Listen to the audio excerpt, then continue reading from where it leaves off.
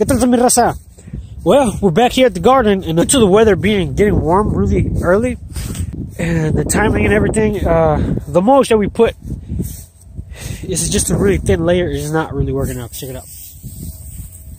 See, it's good mulch and everything, but these weeds are still getting through.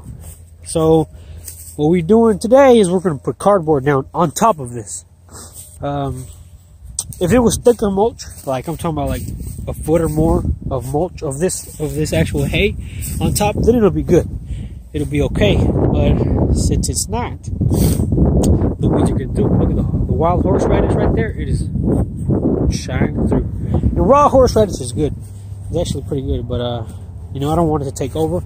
So we want to go get a whole bunch of cardboard, and we're gonna put it down. Yeah, we're gonna put one layer of cardboard, and then we're gonna put the rest of the hay on top of that cardboard. But right now we're gonna put it on top of this already here mulch. So under the cardboard, when this dies out first before the cardboard, when this composes, the hay composes, is good dirt. And then when we come to plant the plants, we just make a hole in the cardboard, which is already going to be pretty much decomposed by the time we get to planting out here. So, yeah, mulch. Use your cardboard. Now, the cardboards to use is just use regular cardboard. Like, don't use any glossy type, because those are petroleum-based inks, and they're pretty bad.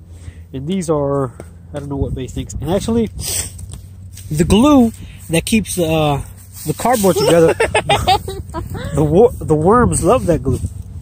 And you know worm castings are really good. Worm poop is really good for the garden. So yeah, y'all do this shit. This shit is really good. This shit is really good. Let's go te posli ferro con el perro. Qué hermosura. This is what we got so far. We got a whole lot more to go. That's a lot. How many boxes you need? A lot.